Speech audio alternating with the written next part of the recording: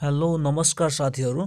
आज हामी नेपाल राष्ट्र बैंक, राष्ट्रिय वाणिज्य बैंक, एडिबिएल, एनआरबी अनि एनबिएल, नासरु खरिदार अधिकृत अन्य सबै सेवा तयारी र ब्याङ्किङ तयारीको लागि हुने महत्त्वपूर्ण सोध्न सक्ने महत्त्वपूर्ण एमसिक्यू, नेपालको भूगोलबाट अत्यन्त महत्त्वपूर्ण एमसिक्यूहरू छन्। सुरुदेखि अन्त्यसम्म हेर्नुहोला। यदि च्यानलमा नयाँ हुनुहुन्छ र अहिलेसम्म यो च्यानललाई सब्स्क्राइब गर्नु बिर्सिनु भएको छ भने पक्कै पनि च्यानललाई सब्स्क्राइब गर्नुहोला, ताकि यस च्यानलबाट तपाईहरूले नेपाल राष्ट्र बैंक, राष्ट्र वाणिज्य बैंक, एडिबिएल, एनबिएल, नासु खरिदार अधिकृत अन्य सबै परीक्षाको लागि महत्त्वपूर्ण अनलाइन तयारी गर्न सक्नुहुनेछ। अब म कति पनि ढिला नगरी आजको प्रश्न राख्न गइरहेको छु। नम्बर 1, समग्रमा नेपालको कुल जमिनको कति प्रतिशत जमिन कृषिका लागि उपयुक्त छ? समग्रमा नेपालको कुल जमिनको 18% जमिन कृषिका लागि उपयुक्त छ। प्रश्न नम्बर 2, उत्पादनको हिसाबले सबैभन्दा बढी खाद्यान्न उत्पादन हुने जिल्ला कुन हो?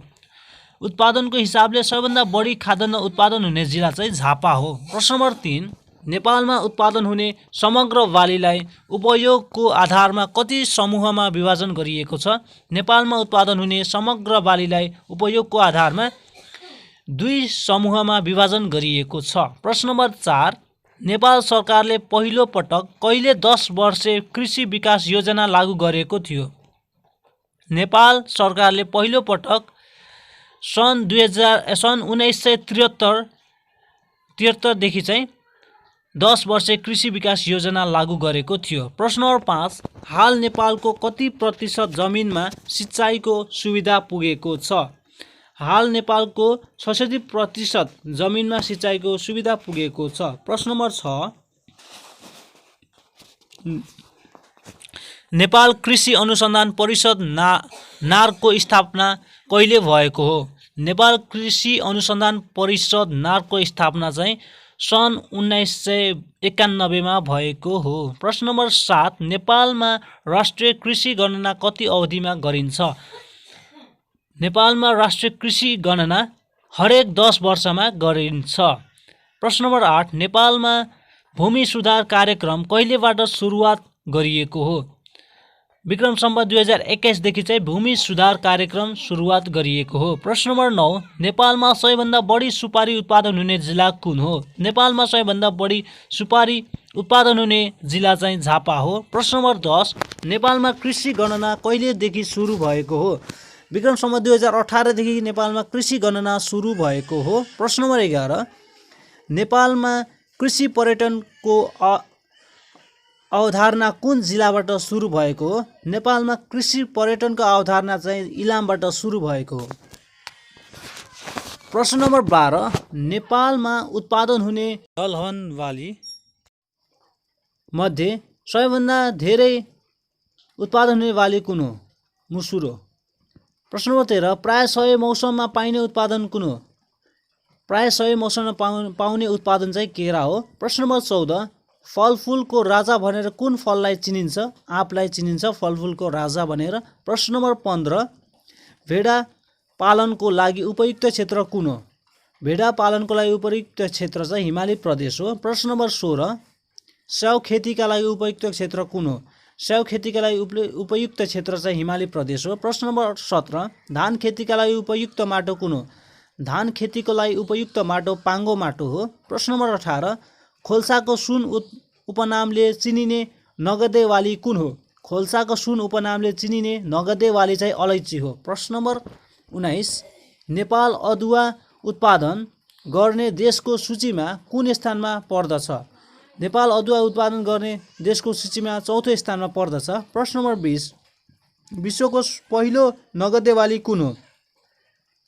विश्वको पहिलो नगदे बाली चिया हो। प्रश्न नम्बर 21, जीवित सुन भनेर चिनिने के हो? यासा गुम्बालाई जीवित सुन भनेर चिनिन्छ। प्रश्न नम्बर 22, नेपालमा चिया खेतीको सुरुवात कहिलेबाट भएको हो? नेपालमा चिया खेतीको सुरुवात विक्रम सम्वत 1920 देखि भएको हो। प्रश्न नम्बर 23, 20 वर्षे कृषि योजना कहिलेदेखि कार्यान्वयनमा आएको हो? विक्रम सम्वत 2054 देखि 20 वर्ष कृषि योजना कार्यान्वयनमा आएको हो। प्रश्न नम्बर 24 कृषि प्रधान मुलुकमा प्रति व्यक्ति कृषि योग्य भूमि कति हुनुपर्दछ? 0.19 हेक्टर प्रति व्यक्ति कृषि योग्य भूमि हुनुपर्दछ। प्रश्न नम्बर 25 नेपालमा कति प्रतिशत जनता कृषिमा आश्रित रहेका अनुमान छ? करिब 74%। प्रश्न नम्बर 26 नेपालमा राष्ट्रिय कृषि नीति कहिले आएको हो? विक्रम सम्वत 2061 देखि चाहिँ नेपालमा राष्ट्रिय कृषि नीति आएको हो। प्रश्न नम्बर 27 नेपालको कृषि व्यवसायमा पशु क्षेत्रको योगदान कति प्रतिशत रहेको छ? नेपालमा कृषि व्यवसायमा पशु क्षेत्रको योगदान 28% रहेको छ। प्रश्न नम्बर 28 कुन जिल्लालाई 8 अ को उपनामले चिनिन्छ? 8 अ को उपनामले चिनिने जिल्ला चाहिँ इलाम हो। प्रश्न नम्बर 29 नेपालमा सबैभन्दा थोरै धान उत्पादन हुने जिल्ला कुन हो? नेपालमा सबैभन्दा थोरै धान उत्पादन हुने जिल्ला मुस्ताङ हो। प्रश्न नम्बर 30 नेपालमा कुन धान उत्पादनको कति प्रतिशत धान तराई क्षेत्रमा उत्पादन हुन्छ? नेपालमा कुल धान उत्पादनको 74% धान तराईमा उत्पादन हुन्छ। प्रश्न नम्बर 31 नेपालमा धान पछिको दोस्रो खाद्यबालीको रूपमा कुन बालीलाई लिन्छ?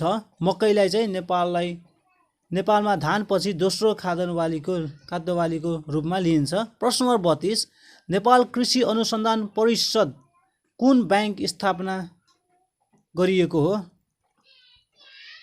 जिन बैंक। नेपाल कृषि अनुसन्धान परिषदमा कुन बैंक स्थापना गरिएको हो? जिन बैंक।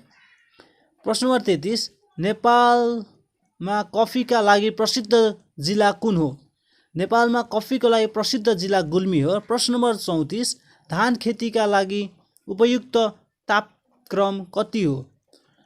धान खेतीका लागि उपयुक्त तापक्रम चाहिँ 25 डिग्री सेल्सियसदेखि 32 डिग्री सेल्सियस हो। प्रश्न नम्बर 35 नेपालको कुन ठाउँमा एभोकाडो फलको व्यावसायिक खेती गरिँदै आएको छ? एभोकाडो फलको व्यावसायिक खेती चाहिँ धनकुटामा गर्दै आएको छ। प्रश्न नम्बर 36 कफीको घर भनी कुन देशलाई चिनिन्छ? कफीको घर भनी इथियोपियालाई चिनिन्छ।